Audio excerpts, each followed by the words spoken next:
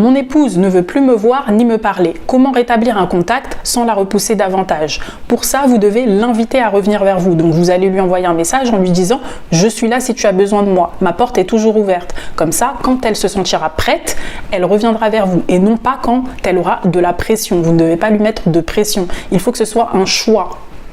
Mon épouse m'a bloqué partout, comment lui montrer que j'ai changé si elle ne me laisse plus aucune opportunité et si elle me coupe l'herbe sous le pied? Dans ce cas-là, vous devez entrer en contact avec elle, soit en lui envoyant une lettre ou soit en lui envoyant un email. Par contre, c'est possible qu'elle ne réponde pas. Si elle ne répond pas, vous pouvez saisir de nouvelles opportunités comme aller à la salle de danse si elle y va, aller à la salle de sport où elle va, sans la stalker bien évidemment ou sans la harceler. Mais c'est le meilleur moyen de lui montrer que vous avez changé. C'est en persévérant malgré les défis que vous allez lui montrer que vous êtes un nouvel homme. Donc c'est un test, saisissez l'opportunité pour montrer que vous êtes un homme meilleur.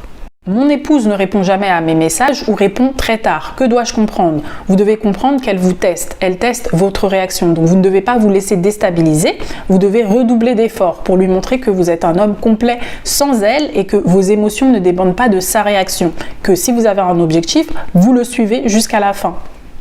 Est-ce qu'une période de silence radio peut faire douter mon épouse de son choix de demander le divorce? La réponse est non.